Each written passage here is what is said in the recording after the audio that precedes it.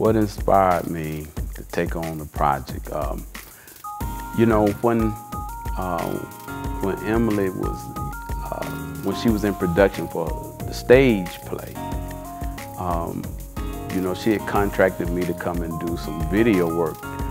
You know, we shot a commercial, and I think we attempted to shoot the first DVD for the play. And once I saw the play, and you know, the play really touched my heart, because first I didn't know what I was getting into when I came. I mean, I knew it was a stage play, but once I saw the seriousness of the play, I mean, of course it has, you know, it's laughter and it take you through emotions, but the stage play was really serious about the content, about the meaning and the message. And once I saw that, I really at that point wanted to do more with Emily, you know, in reference to the stage play. But at that particular time, it was traveling around, and so I didn't really have the opportunity, you know, for film and this type of stuff. But then a few years had passed, and I knew that I wanted to make film. I was producing television and commercials at that time, but I knew I wanted to move into the film industry and start making film. And I started thinking about the stories. I had some stories in mind that I wanted to actually, you know, to write in script and this type of stuff. But then the spirit hit me and took me all the way back to Secrets, and that's what the stage play was at the time. It was called Secrets. And so I got on the phone and I hunted her down, and you know, didn't have recent numbers on her, so I had to call out the cousins and, you know, friends and that kind of stuff, and found her in Dallas, Texas. And so when I knew she was in Dallas, it really, you know, for me, I kind of got nervous. I really wanted to make the film, but you know, in trying to approach her about it, you know, I don't know how I'm getting ready to make this film, and she in Dallas. So, but you know, that wasn't going to stop me, because I really was moved by the content of the play. And so when I called Emily, and you know, she said that you know, she was in Dallas, but she wanted to do it. She would love to convert it into a play, that she always wanted it to be a movie. I mean, not a play. She always wanted it to be a movie.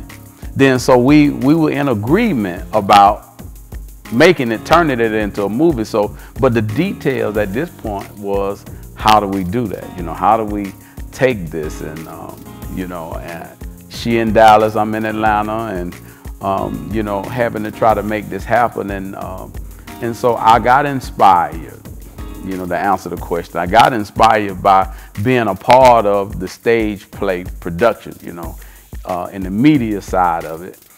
It moved me, you know, the fact that, you know, see, I didn't have those type of violations in my life. So a lot of times when you absent from a thing, you don't even think about it. But once I start thinking about the people who have been violated, you know, forcefully, you know, I always been for the underdog.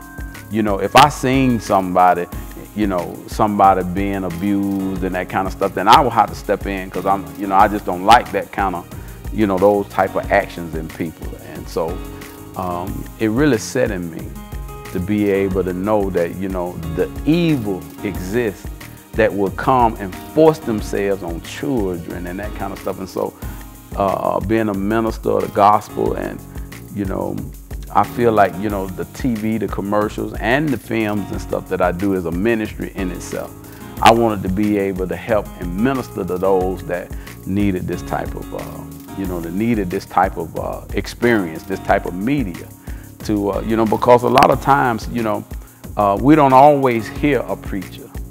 We don't always listen to it through song. I mean, some people get their release through other means, and because God gave me a camera and ability to, you know, to manipulate certain things, I felt like I wanted to be a part of Secrets, which turned out to be Breaking the Silence. The most challenging thing going into it, you know, going into it, we was working off a small budget, and anytime you're doing low budget, then you know, the biggest part is the budget, you know, because you need locations, you need things. You know, God blessed us to be able to have the money to be able to purchase the equipment that we shot with.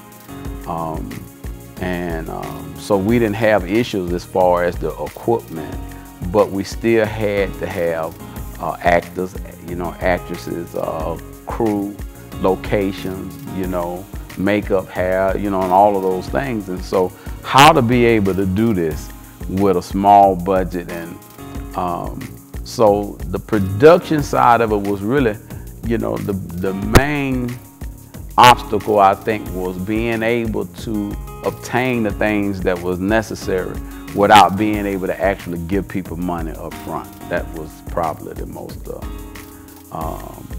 you know, when we looked at it in the beginning, I think that was the most difficult. But it turned out that, you know, because, you know, God, when he calls, and, you know, when he calls, he provides.